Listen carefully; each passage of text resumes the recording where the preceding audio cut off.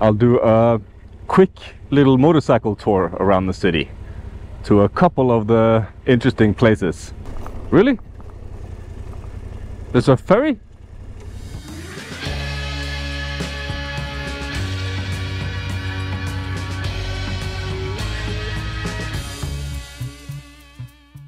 What's up guys, welcome back to Ride the Bean.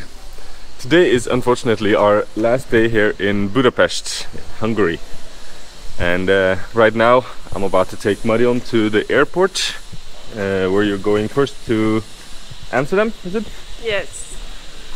Yeah, but before we do that, I think we need one last coffee here in Budapest.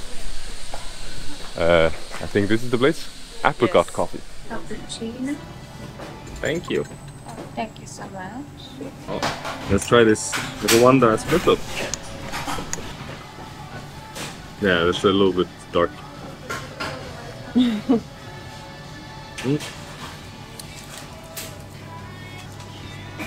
It's a bit astringent. Oh yeah, it's astringent. Yeah, no, it's true.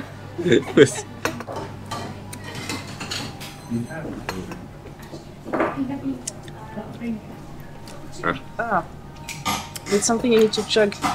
This is, I think it's a really good espresso, but the extraction is not good. Yeah, but we tasted so much good coffee on this trip. It's really the highlight. Yeah, definitely. It's been so much good coffee. Luckily, we did that in the first few days. We did the coffee shops in the first few days before everything went to shit. Literally. So many puns possible. Oh, that was nice starting the day with a coffee. Yes. And now, unfortunately, it's time to head to the airport. All right, hop on.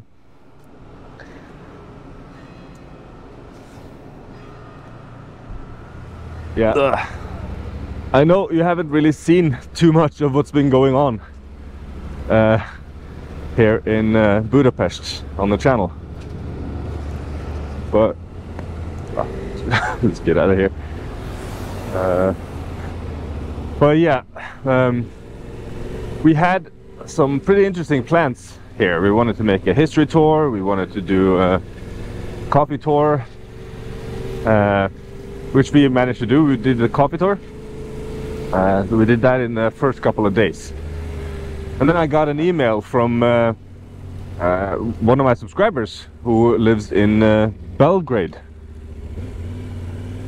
saying that, well, asking me if I wanted to meet. And of course, I always love to meet subscribers and people in general. And so yeah, so he came up from Belgrade to stay the night with us. And we were going to go for a ride around town and make a video about it around town, and to a national park outside of the city. But he came in the evening after work on Friday, this past Friday, and we were sitting having some beers, enjoying each other's company, getting to know each other, and then we went to bed around 1 o'clock.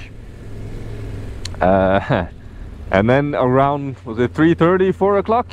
Then I woke up to this water sounds. It sounded like someone was flushing the toilet upstairs, like, you know, the water sounds when from the pipes when people are flushing. But it was so loud, and so I turned on my flashlight and I saw the whole damn apartment was flooded. Yeah, it seems that I don't know, accidents and things just keep happening to me on this trip. It's hard to predict a natural disaster though.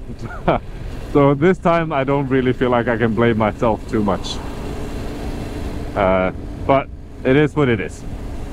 Now we're at the airport, so let's see if we find the way in again. The worst part of this is that my cameras were drowned, so for some reason the GoPros still work, but they are not working properly. Like, they keep turning off all the time, like they record for 30 or 60 seconds at a time, and I have to start them over again, and the screens are just I can see on them, but they're all scratched up and like what's this, like the zebra stripes and everything. So I'm not sure. Hopefully I'll be able to record the rest of my trip home, but I don't know.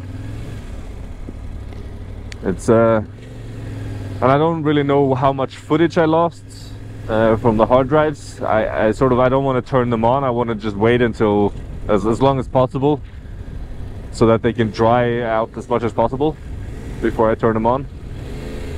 I don't know. This kind of turned everything upside down in a way.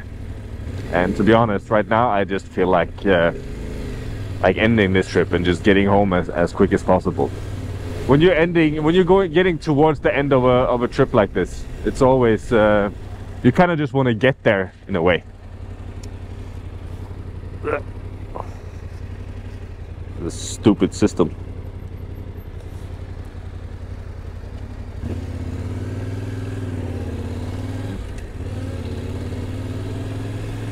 Okay, let's find parking somewhere. So I guess this is where I have to say goodbye to you again. Yes, not for too long, but it's always sad because I want to continue on the bike. Yeah. I always get used to it, and then after it's back to something else. Well, now the rest of the journey, I'm not sure exactly what's going to happen. If I know myself, there's going to be some disaster or something happening again. No. But now I'm just heading back to Norway. So I'm going to see you in not too long again. Yes. And in Norway, we're probably going to go on a little trip. Yes. No. To explore some parts of Norway you haven't seen yet. Yes. Yes, I look forward to this. And there will be more historical tour. Yeah. But yeah, this trip to Budapest, it's been interesting. Interesting. Not what we expected, but interesting in a different way. Yeah, it's I guess this is what adventure is about. You never know what happens. Your plans may change, so be prepared for that, I guess. That's a lesson we've learned. Yes, that's for sure. But have a good flight. Yes, You're going to Amsterdam first, and then... going to Amsterdam. I have a 6 hours break, so I will try to go into town if everything is okay with the flights. Right now I'm about to head out of Budapest. And like I mentioned,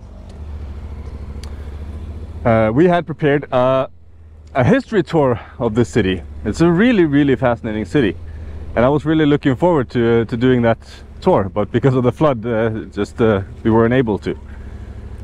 So I thought, before I leave town, I'll do a quick little motorcycle tour around the city to a couple of the interesting places, and tell you at least a few facts and interesting things about the city. Well, I'm in the bus lane. Oh, I see you right. Then I go too. And then I will head out of town and start heading towards Poland. So the route I'm taking home, I think I'm gonna try to go through the Balticum, like the Latvia, Lithuania, and try to take the ferry from Estonia to Stockholm. But now because of what happened, because of the flood and everything I have is half my electronics are broken because they were flooded, and all of my clothes stink of sewage and shit water basically. So I'm not really having fun. Like right now I feel like I just want to get home, but I still have a couple of thousand kilometers to ride before I'm home. So I'm just gonna try to have as much fun as I can on the road. It's not really anything I can do. So the only thing I can control is how I look at things. So try to see the positive in things and try to have as much fun as I can. Hopefully when I get on the road, when I get out of the city, I'm gonna feel a little bit better. Right now, the last couple of days have just been very stressful, having to deal with insurance companies and trying to rescue the things I could rescue. I've been trying to wash all my clothes and bags and everything, but it still stinks of sewer. So yeah, it's a little bit demoralizing, I guess. But it is what it is. Can't do anything about it. So let me show you a little bit, at least, of the beautiful city of Budapest from the back of a motorcycle. Well, the first stop is St. Stephen's Basilica, which is kind of an interesting, beautiful cathedral, and it's quite famous, especially because of one thing. First, I don't remember exactly the year it was built, but the interesting thing about it is that the spire, we can see it here, the top, this is the highest building in the center of Budapest, and it is 96 meters tall.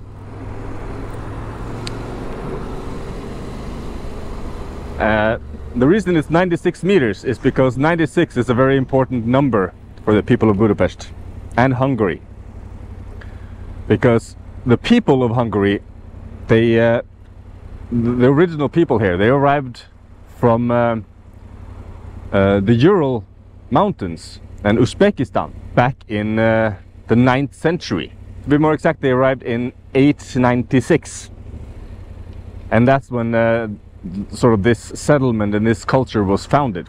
So the tribes that came here, they came from the people living in Uzbekistan.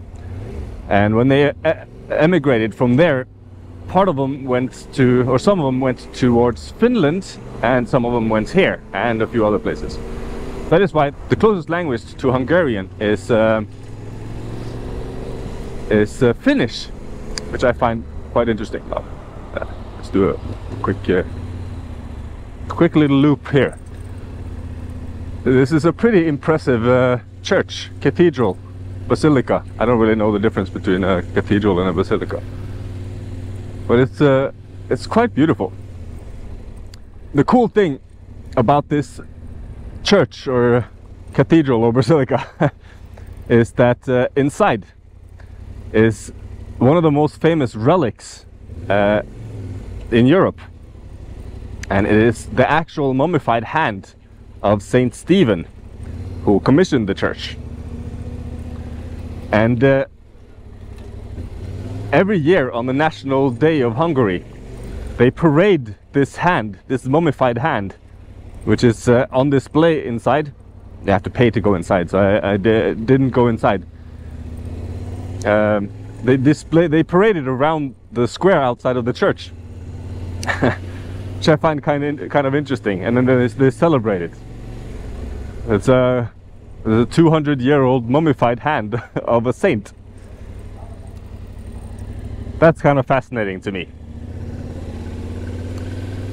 And next we're passing by quite a controversial monument.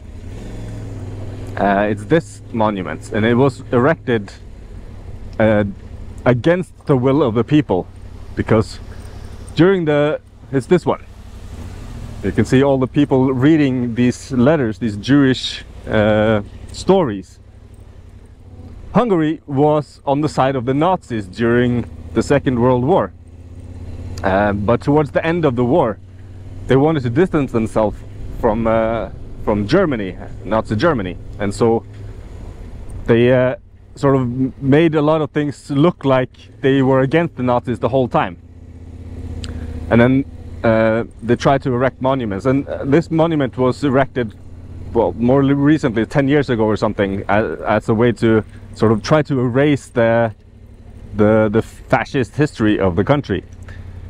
And the people didn't want it, and so there were a lot of protests here against this monument when they were building it.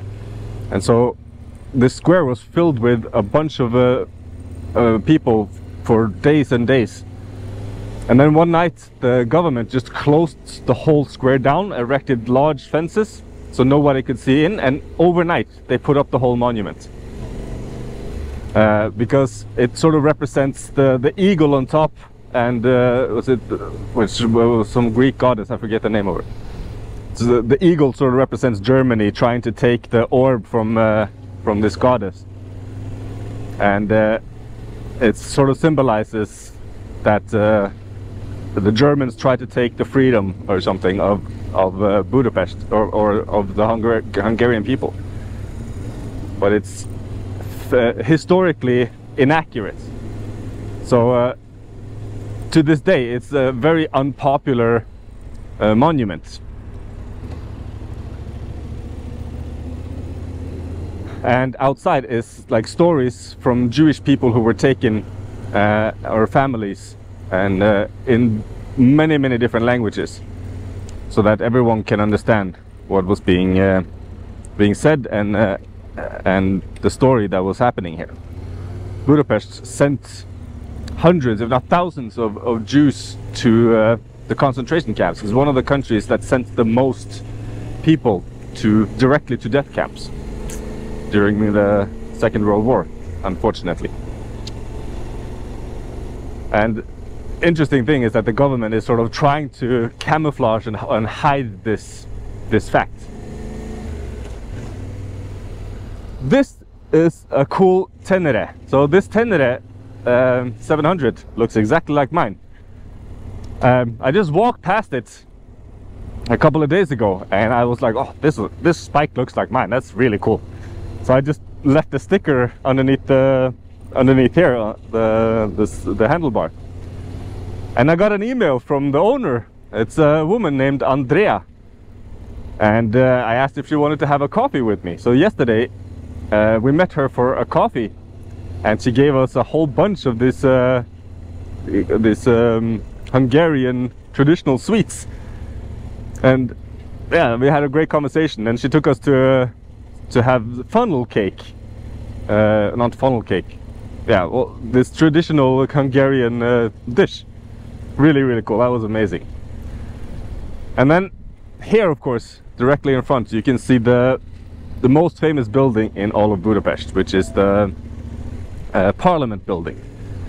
And that is also 96 meters tall. So that, like, 96 is, like I said, a very sacred number here. And because the tribes arrived in 896. And this building was erected 1,000 years later, on the 1,000-year anniversary in 1896. And so the tallest buildings in the city of, in the center of Budapest are the church and the parliament. So the religion and government. Nothing is allowed to be built taller. Interesting. And then over there, the building you see over there, that is the Fisherman's Bastion. And another big cathedral. I forget why that was built. The Fisherman's Bastion was more, used to be a fish market there. And now it's basically the best viewpoint of the whole city. Really beautiful. And that building over there is the president's home, Viktor Orban, who's sort of a, he's not a dictator, but he's both unpopular and popular politician. It's been sort of ruling for 4 terms, and it's not really a fair election, I hear. This is a really beautiful bridge. And over there we have a castle overlooking the whole city. Haven't gotten a chance to go up there, unfortunately, but it's really I would love to if I ever come back here. Now here we have a big museum.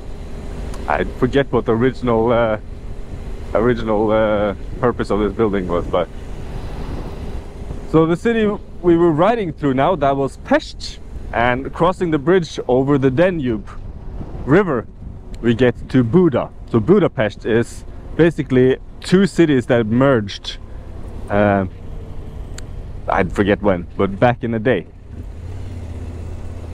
And there were a big debate whether it was supposed to be called Budapest or Pest Buda. And they decided to call it Budapest because the linguistic experts at the time felt that it rolled off the tongue a little bit better than Pest Buda. Which I agree. And here we can see the parliament from the other side of the river. It's a magnificent building. It's incredible.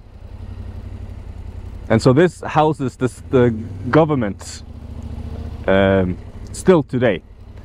But it used to be like two equal sides, of two different sides, or the departments of the government on each side of the building. But today it's only the side closest to us that is in use for politicians. The other side is a visitor center for tourists today. And here on the Danube you can take like river cruises, which is supposed to be really nice. They go all the way up and down the river, showing you the city from the water. That's supposed to be a really nice excursion. And there's one really cool way of doing that. You can take a bus that takes you, like a tourist bus that takes you around the city, showing you the sights, and then it just drives into the water. It's an amphibian bus.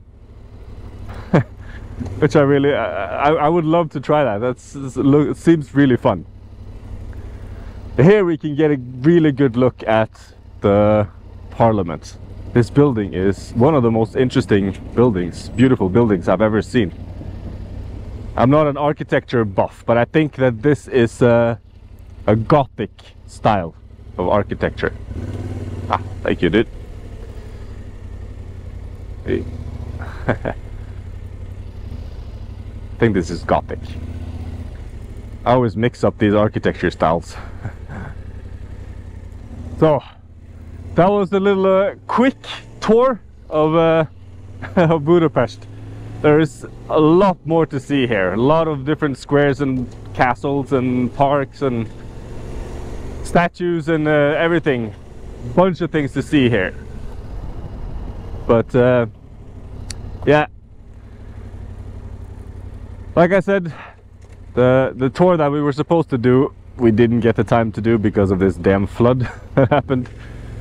This flood, it was I was reading the newspaper the next day, and apparently over 2,000 basements were flooded. There were trees that were blown over, crushing cars. The trams were blocked, and the railway was sort of washed away in places. So it was a pretty serious flood. So I guess we were lucky to get away with just our things ruined. Could have been a lot worse, so shouldn't complain. These days there are a lot of extreme weather events. This summer has been insane in the whole Europe. It's been huge fires in Greece, floods in Norway, ruining half the southern parts of Norway, many villages and hundreds of people being evacuated, and houses floating down the river in Norway as well. That is a very rare thing in Norway. And in Slovenia and Slovakia in the last week, it was also chaos. Cities flooded and rivers overflowing. So it's been a crazy year for weather events, extreme weather. But now let's try to get on the road, get out of town, and see if we can make it to Poland. I'm gonna ride through Slovakia. I wanted to go to Bratislava, but yeah, I just don't really have the time, and it's in the opposite direction of where I'm going. So for another time, gotta save something for the next trip. This may be wrong, I think there are 17 bridges, so it's like one of the cities with the most bridges across the river in Europe. Okay, but now let's get on the highway somewhere. I don't know exactly where to go, but we'll see. I have about 8 or 9 hours to drive today. So I was hoping I would make it all the way to Krakow, but because I got a little bit of a late start, it was a little bit difficult with dropping Marion off and packing up the bike and cleaning out the place we were staying at and everything. So I wasn't able to leave exactly when I wanted. So probably I'm gonna have to find a place to camp tonight as well. I haven't opened my tent since the flood, and it was just floating around in the shit waters. I'm hoping it doesn't stink too much. It's gonna be interesting to find out. we'll see how far I get today. Right now I think Marion is boarding the plane to Amsterdam. I hope her plane is on time, so she doesn't have any more issues. This was her holiday from work. So I feel really bad that all of this happened in her holiday, but I guess it's not really anything we could predict. So yeah, it is what it is. Hopefully we're gonna laugh about all of this in a year or so. Hopefully. Well, I made it out of the city and to the countryside, but I realized there is no highway between Bratislava and Krakow, I think. So it's gonna be a bunch of country roads, which is not too bad. Just a bit slower. So a whole group of long distance bikers. I'm always so impressed by these guys. I could never bicycle long distance. My ass hurt after 2 kilometers. Oh damn! It's a whole road that is cobblestones. It's bumpy. Oh, what the hell? Really? There's a ferry? Do I really have to take a ferry?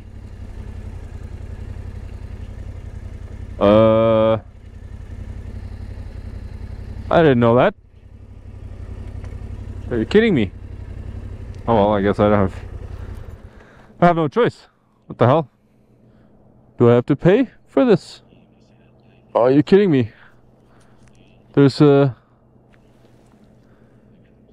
left 5 minutes ago, and the next one is in an hour.